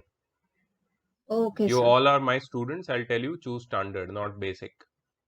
ठीक है, ये सबके लिए rule है, और तुम सब स्टैंडर्ड लेवल के हो। बेसिक लेवल पे वो होता है जो पास भी नहीं हो पाता, ठीक है। और यहाँ पे कोई ऐसा बच्चा नहीं है, तो सबको स्टैंडर्ड लेना है। सर हमारे स्कूल में भी बोला था, आज ही स्कैन करके भेजा सर। यस प्लीज, अभी स्टैंडर्ड ले लो, उसमें कुछ भी सोचने वाली बात नहीं। sir, अगर अभी सॉरी, hello. नहीं आ रहा है आवाज, लेकिन बहुत स्लो आ रहा है। अभी वॉइस कम हो गया तेरा मिनट में। हेलो सर, मैं तो चिल्ला के हाँ बात कर रही हाँ, हूँ। अभी हो गया। कुछ तो था बीच में, पता नहीं क्या था। अभी सही है, बोल। हाँ सर, वो 11th-12th में मुझे पीसीबी लेना था, बट स्टिल लाइक अभी से बताने के बोल रहे, तो even my father thought about PCMB, तो मुझे उसी में भी डाउट हो रहा है, तो कुछ समझ नहीं आ रहा। देखो, पीसीएमबी लेना है तुमको, लेकिन हाँ। आगे क्या करना है? आर यू गोइंग टू, हाँ तो फिर क्यों पीसीएमबी ले रहे हो? नीट करना है तो। क्योंकि क्या है पता है बेटा, कभी भी दो पैर दो अलग अलग बोट में नहीं रखते, उससे चांसेस ज्यादा है कि तुम डूब जाओगे, ठीक है। सेफ होने के चक्कर में हम डूब जाएंगे। मेरी मम्मा ऐसा बोल रही है कि अगर नीट क्लियर नहीं हुई। तुम्हारा वॉइस वापस लो हो गया। हेलो हाँ अभी ठीक है। सर, अगर नीट का कुछ प्रॉब्लम आ गया तो there should be another option. नहीं, कहाँ ऑप्शन बता मेरे को। हाँ। बात बता, अगर तू नीट में प्रॉब्लम आएगा कभी, क्योंकि तेरा ध्यान डाइवर्ट होगा मैथ। हाँ, मैं वही बोल रही हूँ, क्योंकि अगर मैं पीसीएमबी लूंगी तो 11th-12th में, तो होगा क्या कि एम लेके परसेंटेज कम करने से अच्छा बी लेके, सिर्फ पीसीबी लेके परसेंटेज हाई हो सकता हाँ है। हो सकते हैं, but still my parents are confused. नहीं यू डोंट डू दैट यार, please, that is not right. अगर देख, एक फिक्स कर ले कि तेरे को मेडिकल करना है, तो फिर अगर नीट में नहीं हो रहा है कुछ, तो कहीं और भी चलेगा। मतलब तेरे को डेंटल, आयुर्वेदिक, फिजियोथेरेपिस्ट, फार्मेसी नहीं चलेगा, तो इंजीनियरिंग चलेगा? नहीं चलेगा। सिर्फ नीट करना है मुझे। ऐसा अगर अपने दरवाजे तुम बंद कर दोगी कि ये नहीं चलेगा, वो नहीं चलेगा, मुझे से वो चाहिए, वो अच्छा है। तो कॉम्पिटिटिव एग्जाम का प्रिपरेशन कर लूंगी फिर, अगर नीट नहीं हो रहा तो। कॉम्पिटिटिव कौन सी? वही तो, नीट तो कॉम्पिटिटिव ही है ना। नहीं, I was talking about IAS और समथिंग। अच्छा, अगर नहीं हुआ यूपीएससी। या यूपीएससी। हाँ तो सही है, ठीक है, बट उसके लिए तेरे को बैचलर डिग्री तो चाहिए ना कहीं से।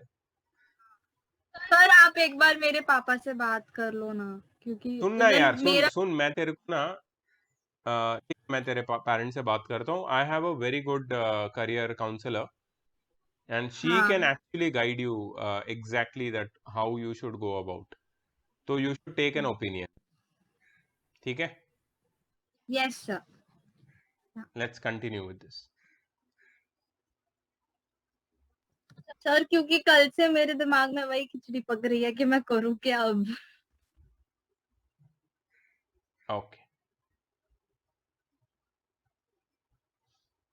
जिसको भी करियर का एडवाइस चाहिए, कुछ भी आगे क्या सब्जेक्ट लेना है, क्या ऑप्शंस है, please message me. I will forward you this contact of a career counselor. Very good. She's means it's not somebody, we know them very personally, so you will be given a very good advice. One on one वो लोग करते हैं with some very nominal charges. तो you all should get it done because it is right time that you should know कि आगे तुम्हें क्या करना है, ठीक है, rather than getting confused. And I am not the right person exactly to tell you कि आगे फ्यूचर प्रोस्पेक्ट्स क्या है, because I can tell you कि चलो तुम पीसीएम ले लो या पीसीबी ले लो या पीसीएमबी मत लो, वहां तक मैं गाइड कर सकता हूं तुम्हें और क्या प्रॉब्लम आएंगे, आगे क्या करना है, यूपीएससी करना है तो क्या होना चाहिए या जो भी है ये सब बता सकता हूं मैं। बट देन इसके बारे में इन डेप्थ और तुम्हारा तुम्हारा क्या खुद का भी कुछ इंटरेस्ट फैक्टर या जो भी है उसको भी ध्यान में रखते हुए तुम्हें जो प्रोफेशनल गाइडेंस मिलेगा वो मेरे से नहीं मिलेगा।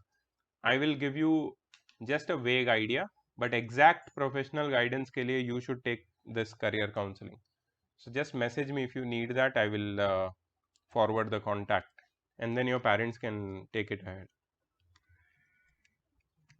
Okay, so let's talk about an electrovalent bond. Let us take an example of sodium and chlorine. Sodium का एटम का स्ट्रक्चर नहीं बना रहा हूं मैं, सोडियम का सिर्फ इलेक्ट्रॉनिक कॉन्फ़िगरेशन लिख रहा हूं 281, ठीक है, ये सोडियम है। सोडियम क्या करता है, सोडियम एक इलेक्ट्रॉन डोनेट कर देता है, लूज कर देता है, और ये बन जाता है सोडियम आयन, पॉजिटिव आयन, ठीक है, cation.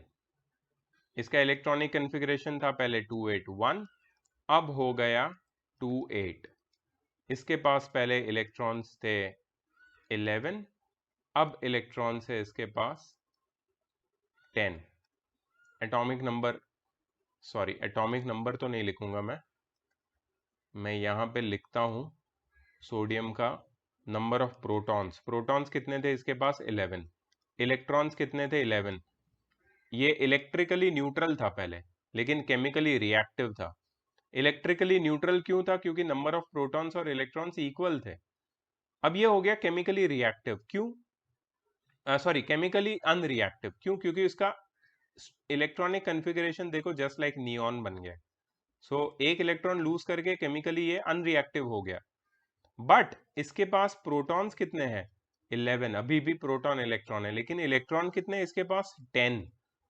Do you see that एक इलेक्ट्रॉन कम है, और क्योंकि एक इलेक्ट्रॉन कम है और एक प्रोटॉन ज्यादा है तो उसके पास एक नेट यूनिट पॉजिटिव चार्ज आ गया है, it has got a unit positive charge, ठीक है। सो ये sodium, yes Sir, in physics, you told that we take by conventional method we take positive charge and we do not take negative charge. Like positive charges flow through every conductor. So, sir, why are we taking here negative charge? Why aren't we taking positive charge here? Like why are that we is that is electron? physics, that is electricity. This is about losing electrons and becoming ions. It has nothing to do with electric current, Priyansh. Okay. That is a different concept, that is movement of electrons. This is about becoming a chemically unreactive element. So this is completely different. This was in fact discovered after the discovery of electrons. Electrons की discovery के बाद फिर ये सारी चीजें समझ में आई, और आयंस कैसे बनते हैं and how do they form bonds, ये सब बाद में डिस्कवर हुआ है, ठीक है। So it has nothing to do with electric currents as of now. Anyways, so sodium का आयन बन गया अपने पास। अच्छा, क्लोरीन की भी कुछ स्टोरी है, क्लोरीन को समझते हैं। क्लोरीन का इलेक्ट्रॉनिक कॉन्फ़िगरेशन होता है 287। तो जस्ट अंडरस्टैंड क्लोरीन के साथ क्या हो रहा है। क्लोरीन एक इलेक्ट्रॉन गेन करता है और बन जाता है क्लोरीन का आयन। क्लोरीन का इलेक्ट्रॉनिक कॉन्फ़िगरेशन है 287। जब वो एक इलेक्ट्रॉन गेन करता है it becomes 288, it's electronic configuration becomes 288, ठीक है। अच्छा, क्लोरीन के पास प्रोटॉन्स कितने होते हैं, प्रोटॉन्स इनिशियली उसके पास होते हैं 17, इलेक्ट्रॉन्स कितने हैं 17, ठीक है। इलेक्ट्रिकली तो न्यूट्रल है ये, लेकिन केमिकली रिएक्टिव है, इसलिए एक इलेक्ट्रॉन गेन कर लेता है। गेन करने के बाद प्रोटॉन 17 ही रहते हैं, लेकिन इलेक्ट्रॉन अब बन जाते हैं उसके पास 18। तो देखो एक इलेक्ट्रॉन ज्यादा है प्रोटॉन से, मतलब उसके पास एक यूनिट नेगेटिव चार्ज आ गया है। जैसे सोडियम के पास यूनिट पॉजिटिव चार्ज था, क्लोरीन के पास यूनिट नेगेटिव चार्ज है। अब दोनों आपस में एक दूसरे को ये इलेक्ट्रॉन की लेन देन करते हैं। सोडियम अपना एक इलेक्ट्रॉन क्लोरीन को दे देता है, ठीक है, सोडियम का काम भी हो गया, क्लोरीन का काम भी हो गया। सोडियम ने electronic stable electronic configuration achieve कर लिया, क्लोरीन ने भी अचीव कर लिया, मतलब दोनों का आपस में काम हो गया। समझ में आया तुम्हें? दोनों का काम आपस में हो गया। ओके, अगर दोनों का काम आपस में कंप्लीट हो गया तो ये क्या बन जाएगा, यहाँ पे अब ये बॉन्ड बन जाएगा। This will create a chemical bond. और ये केमिकल बॉन्ड अब कैसा दिखेगा देखो। सो हमारे पास सोडियम का एटम है, ये सोडियम की न्यूक्लियस है, ये फर्स्ट शेल, ये सेकंड शेल और ये थर्ड शेल। फर्स्ट शेल में 2 इलेक्ट्रॉन है, सेकंड शेल में 8 इलेक्ट्रॉन्स है और थर्ड शेल में 1 इलेक्ट्रॉन है। ठीक है, ये है सोडियम। और क्लोरीन, क्लोरीन के फर्स्ट शेल में 2 इलेक्ट्रॉन्स है,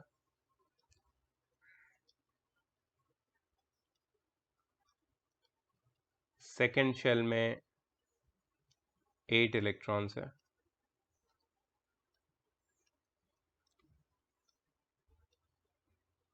और लास्ट शेल में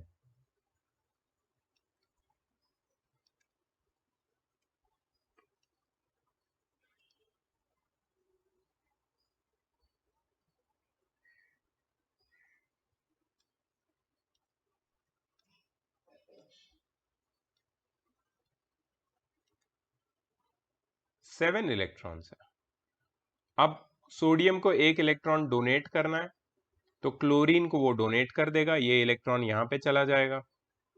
एंड इसके बाद क्या होगा कि सोडियम बन जाएगा Na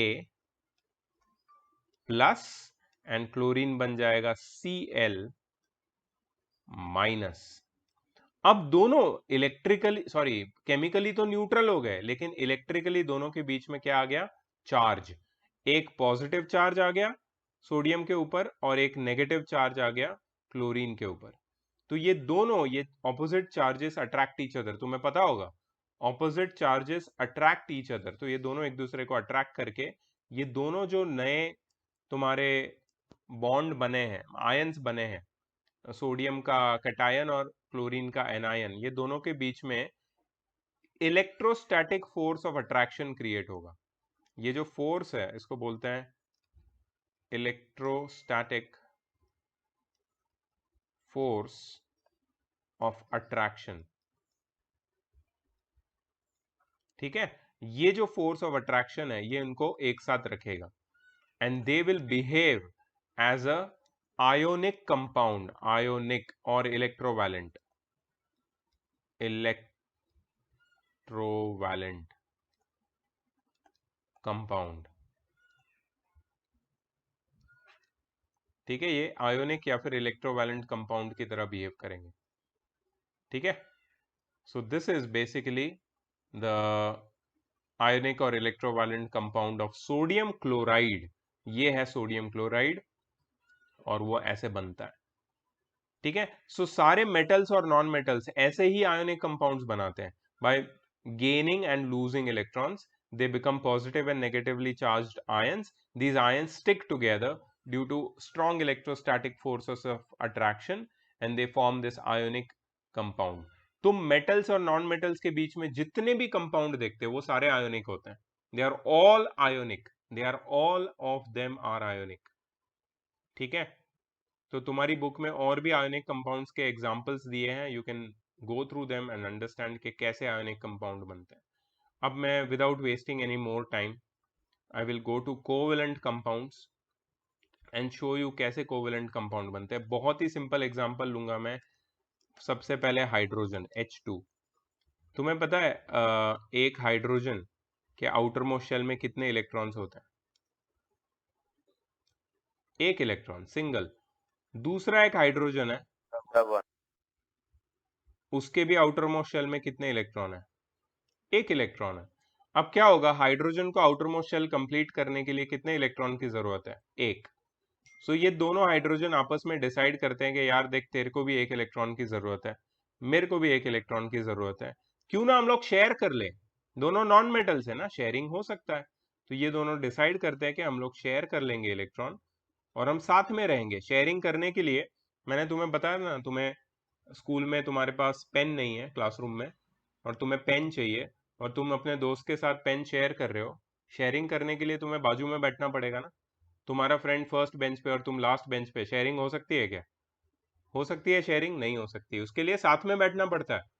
सो ये दोनों हमेशा साथ में रहते हैं, and they share one electron each in their outer most shell. अब अगर मैं तुमसे पूछूं कि ये हाइड्रोजन के आउटर मोस्ट शेल में कितने इलेक्ट्रॉन है, तो दो, और दूसरे वाले हाइड्रोजन के आउटर मोस्ट शेल में कितने इलेक्ट्रॉन है, दो। मतलब दोनों के आउटर मोस्ट शेल में दो इलेक्ट्रॉन है, दोनों के outer most shell completely filled है, मतलब दोनों केमिकल स्टेबिलिटी अचीव कर लेते हैं बाय शेयरिंग ऑफ इलेक्ट्रॉन। अच्छा, यहाँ पे कितने इलेक्ट्रॉन शेयर किए हैं, one pair of electron, one pair of electron are shared between two atoms of hydrogen. So it is said that they form a single covalent bond. They form a single covalent bond. ठीक है? So hydrogens form a single covalent bond by sharing one pair of electrons. ये मैंने कुछ example दिया है। अभी देखो, अभी मैं और इसको ज्यादा लंबा नहीं कर सकता बिकॉज आज का टाइम भी अब हो चुका है। So I will share some videos with you. चलो ये कर सकते हैं हम लोग, जहाँ पे इलेक्ट्रोवैलेंट और कोवैलेंट बॉन्ड को मैंने थोड़ा और इन डेप्थ एक्सप्लेन किया है। Just go through them, see the examples, see what I have taught in them, and if you have more issues we can discuss. But next lecture जब भी होगा, मैं इसका क्विज लेने वाला हूँ, बॉन्डिंग का, सिर्फ बॉन्डिंग का। तो उससे पहले वो वीडियो देख के रेडी रहना है तुम लोगों को।